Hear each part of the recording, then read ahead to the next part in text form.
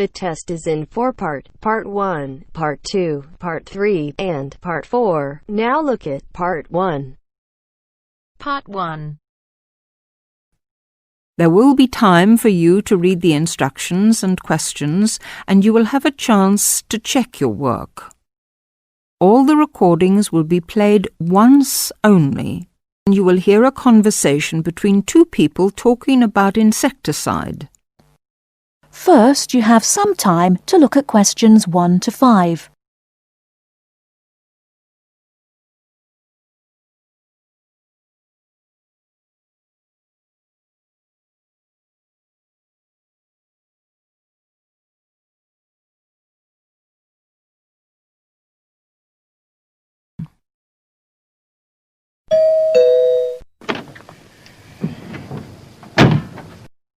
Yes?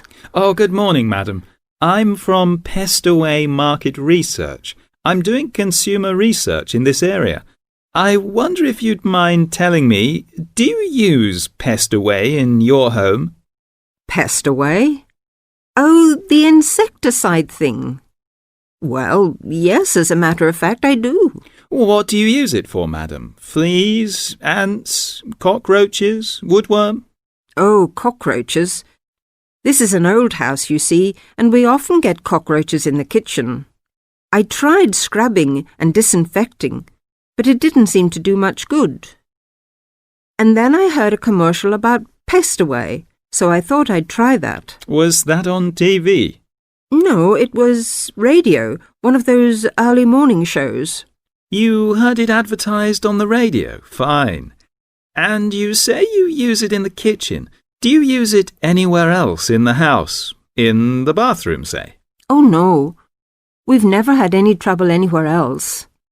We get the odd wasp in the summer sometimes, but I don't bother about them.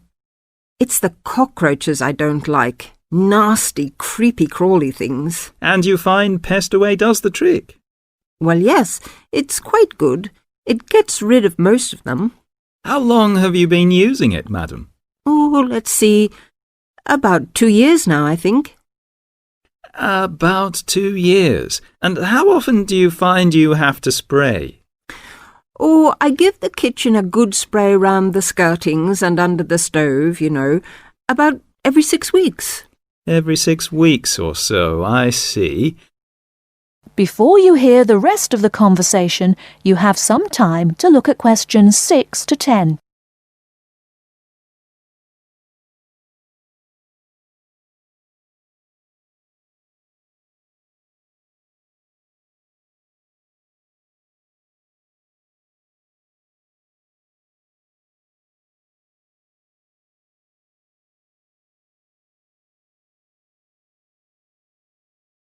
Now listen and answer questions 6 to 10. About every 6 weeks. Every 6 weeks or so, I see. Where do you buy your Pestaway, madam? A supermarket? Chemist? Oh, no. I get it at the little shop at the end of this street. They stock practically everything. It means taking a bus if I want to go to the supermarket. Well, thank you very much, madam. Oh, could I have your name, please? Mrs. Edgerton. Mary Edgerton. That's E-G-E-R-T-O-N. E-G-E-R-T-O-N. And the address? The address is 12 Holly, Peterford. 12 Peterford. And may I ask your age, madam? Oh, well, just put down I'm over 50. As you like, Mrs. Egerton. And occupation? Housewife? Well, I used to be a telephonist before I married. I had a very good job at the post office, but what with a husband to look after and 4 children to bring up, it doesn't leave you much time, does it? Occupation, housewife. Well, thank you very much for your time, madam. You've been most helpful. That is the end of Part 1. You now have half a minute to check your answers.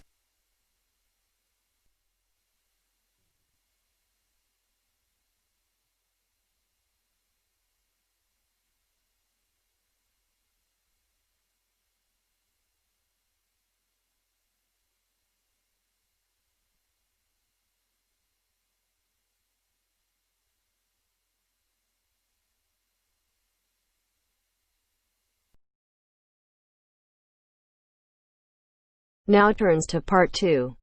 Part 2. Well, you have left things a bit late. Have you tried looking for somewhere in Newbridge? Newbridge? No, I haven't. I've never heard of Newbridge. Well, let me show you. I've got a map here. Here's where everything is. You come into Newbridge over the bridge, and the main road in front of you is, surprisingly enough, the High Street. This is one of the main streets. And branching off to the left, you can see there, is West Street. That is another busy part of town. I see. Now, as I was saying, here is the High Street, and here is West Street going left. Now, if you go along West Street, the first place you come to on your right is the supermarket. It's not a very big one, but it's got most things you're likely to need. Next to it, there's the Old Town Hall. I say the Old Town Hall because it is about 100 years old, but it will soon make way for a car park, I'm afraid. I suppose the car is king. Now, opposite the supermarket is the railway station. You can get very frequent buses and trains from here into the university. And next to that is the sports centre. It's a brand new one and was built on the site of some tennis courts. So that's progress. It's got everything the keen sportsman like yourself might require. Now, that's the centre of town, and I want to point out to you the buildings opposite the supermarket, but on the other side of London Road. There are two buildings there. The one further away from the High Street is called the Heights, and the one nearer the High Street is called the Towers. What are they? They are where you could find a flat. One of them, the Heights, has a number of flats for rent at the moment. Oh, good. Look at questions 15 to 20.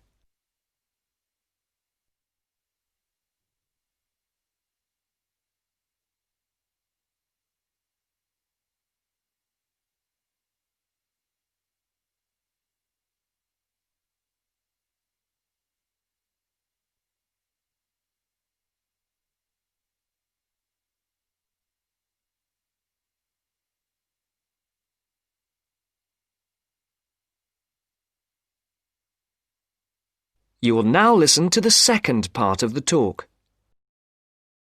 Now, the first one is flat 4. That's a nice flat with a balcony, and you need to apply to the Newbridge Accommodation Agency to ask about that one. You'll find their number in the phone book. Number 6 is another nice one which has been empty for a while, and you can ring the owner directly, I think. Yes, I've got her number written here. There it is. Right, thank you. Good. Now, number 8 is a re-advertisement. What do you mean? Well, it did have a tenant, but now it is for rent again, so I'd like to ask about that one. Leave it with me and I'll look into it for you. Then we can talk about it when I've got more information. OK. Are there others in this block? Yes, there's number 10. Now, this one's a bit strange. It's advertised with an agency as well as privately in the local paper. Normally, if it's advertised through an agency, you shouldn't really go behind the agency and go directly to the owner. But on this occasion, I suggest you just answer the advert here in the newspaper, which the owner has obviously put in. OK. Finally, there is number 14. This is with the New Start agency. This is an agency started by the girl who was my assistant here, and she left to make money for herself, so she's not my favourite person. But I'm afraid I would have to advise you to go through the agency anyway. Again, their number is in the phone book. All right, is that something for you to be starting with? That's great. But what kind of place is Newbridge? It's a nice place. It was developed about 100 years ago, really for people who worked in the factories around there. They were clothing factories and everyone worked in them, men, women, boys and girls. Then, when the factories closed down, things got very difficult for the town. There was a huge amount of unemployment until a few years ago when, in the telecoms boom, a company making mobile phones started up. I think your phone was made in Newbridge. And now this company employs most of the people in the town. There are new housing estates on the edge of the town, but they're mostly occupied by young families, and there isn't much student accommodation there. Most flats and so on are in the centre. That sounds good. Well, let me know how you get on. Yes, of course. Thank you. Bye. Bye. That is the end of part 2. You now have half a minute to check your answers.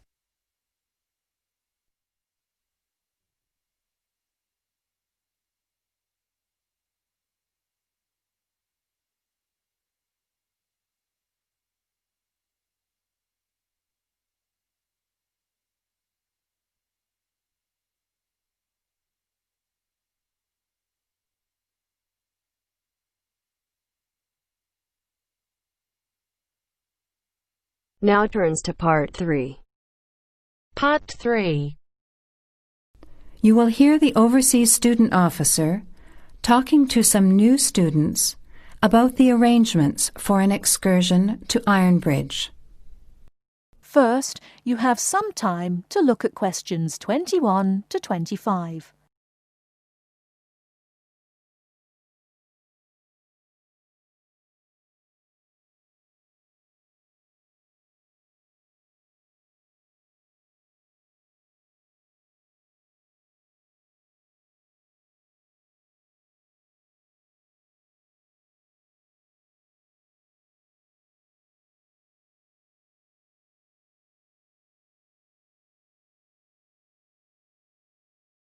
Now listen carefully and answer questions 21 to 25.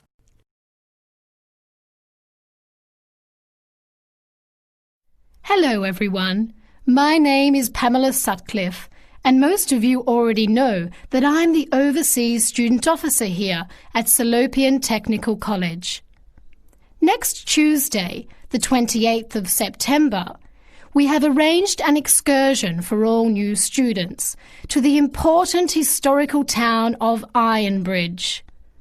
We are hoping you'll all come, because not only is the history of Ironbridge very important and interesting, but also an excursion like this is a relaxed and fun way to get to know each other. Ironbridge is about 55 kilometres from here, and we'll be travelling by the college bus, which holds 40 people. If there are more than that, we'll bring a couple of staff cars as well, though I might ask you to indicate on the list if you have a car and would be willing to take a couple of passengers. The list I'm referring to is up there on the student notice board, and if you would like to come on Tuesday, would you please add your name as soon as possible? By the way, could you please print your name clearly? I know some people have wonderful signatures, but often I'm afraid I can't read them, which can cause problems. So if we need extra transport and you could bring your car, can you tick the car column next to your name? Could you also add your student number and your telephone number, just in case there are any last-minute changes and we have to contact you? The other information I need to give you is about lunch. There's a very nice little restaurant in Ironbridge which gives a 15% discount to the college when we bring groups. That means lunch is only about £4, and they do good vegetarian meals too, so it's usually no problem for those of you on special diets. But if you prefer to eat your own food, that's fine too, either on the bus or in the park. But I'd encourage you to try the restaurant. Now, talking of costs, I should tell you that the bus will only cost you £10, and if you bring your car, we'll pay for the petrol, so you get a free trip in return for driving there. Will you please sign up by Saturday at 6 p.m. at the latest? The list is closed after that. We will depart at 9:30 a.m. sharp on Tuesday morning, so please make sure that you arrive at least 15 minutes before so that you can find a seat and get settled on the bus.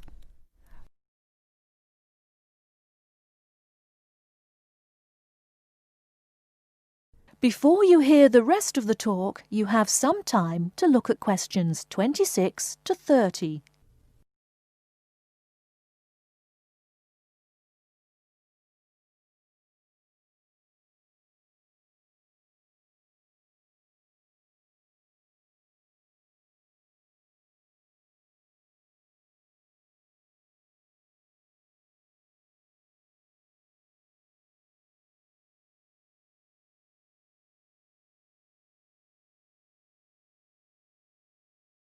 Now listen and answer questions 26 to 30.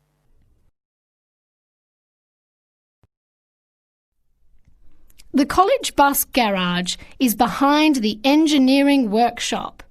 It's quite easy to find. If you come here to the Student Union building, then walk east down the avenue until you get to the childcare centre on your left, and then turn left and walk past the sports centre and the tennis courts, which are both on your left. Cross over Central Square, and opposite you is the engineering workshop. Walk around the back and you'll see the bus.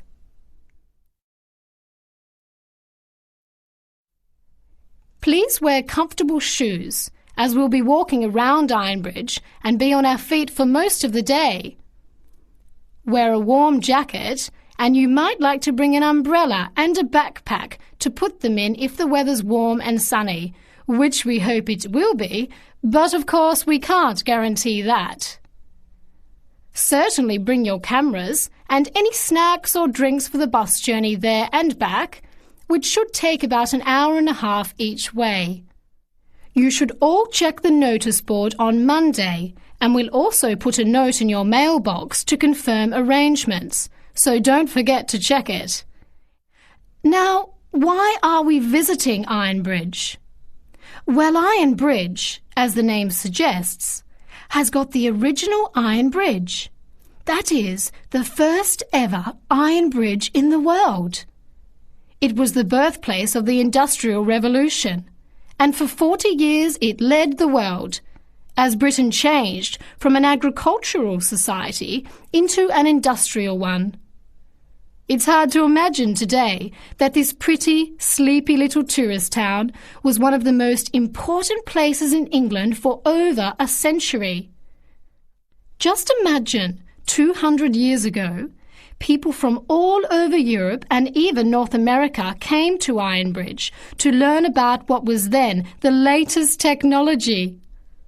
Today it is listed as a World Heritage Site by the United Nations, as they consider the unique collection of industrial monuments, rank it alongside the Grand Canyon, the pyramids, and the Great Barrier Reef.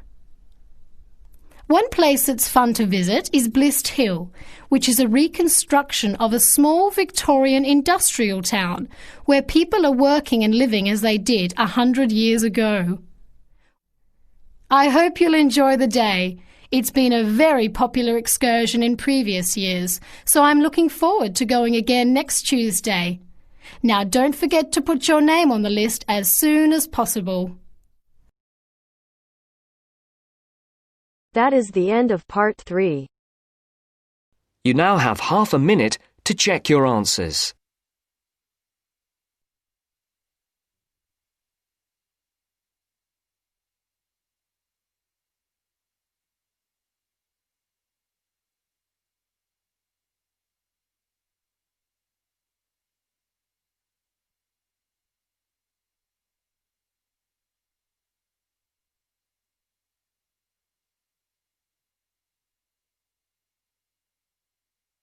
Now turns to part 4. Part 4. First, you have some time to look at questions 31 to 40.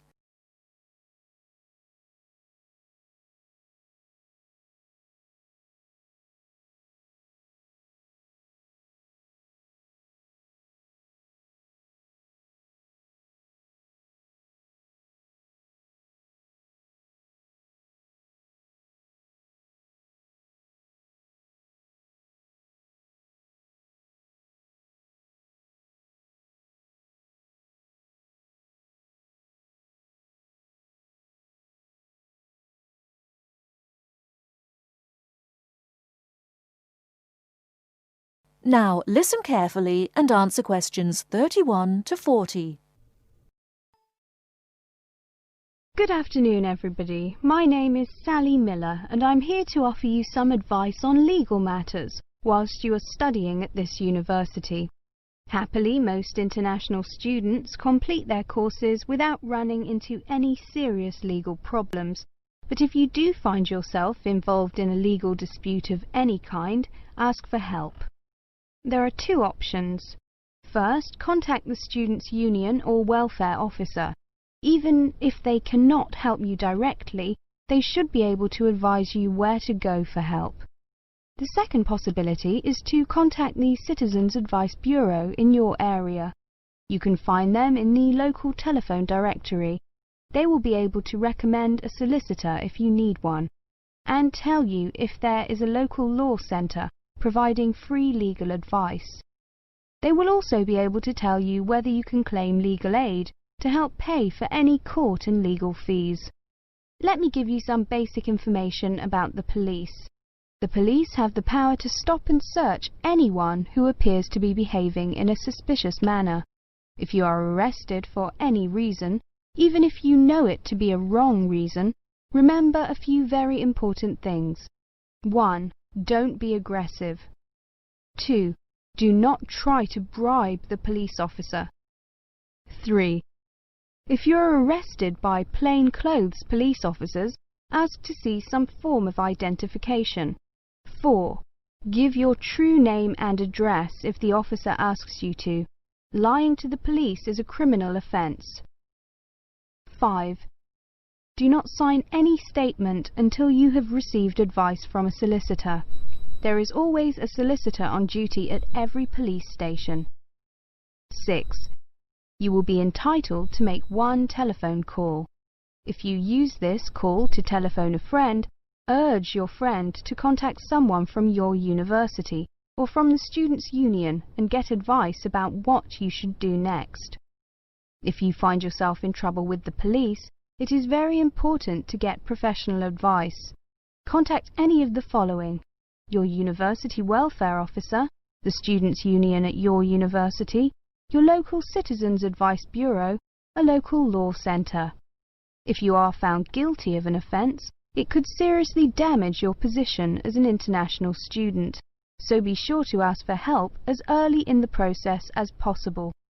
Remember, obey the local laws. The laws here may not be quite the same as in your own country. Here are a few examples of actions that are illegal here. It is against the law to possess offensive weapons. For example, knives, guns, chemical sprays used for personal defense.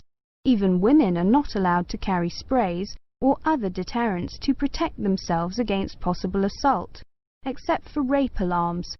Possess or supply hard or soft drugs. Disturb the peace. This is called disorderly conduct.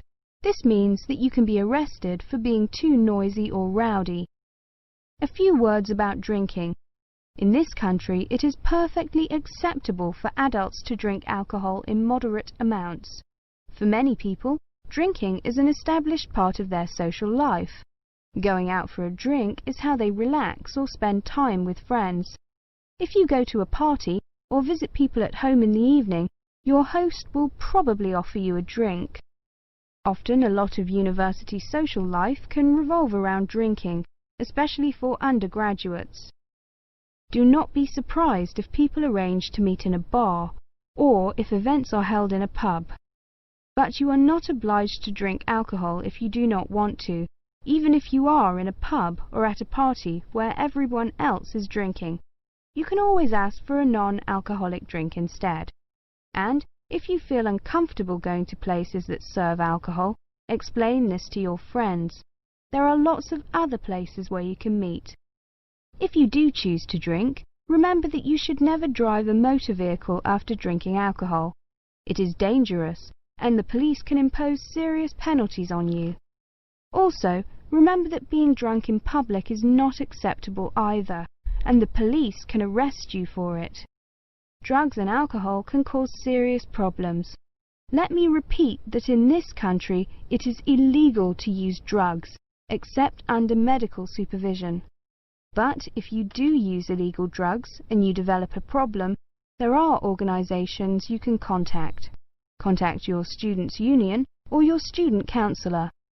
Anyone over 18 years old can legally buy and consume alcoholic drinks in this country. But if you think you might be drinking too much, get help and advice from your student counsellor or your doctor.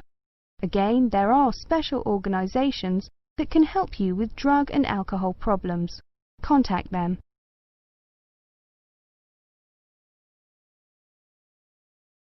That is the end of part 4. You now have half a minute to check your answers.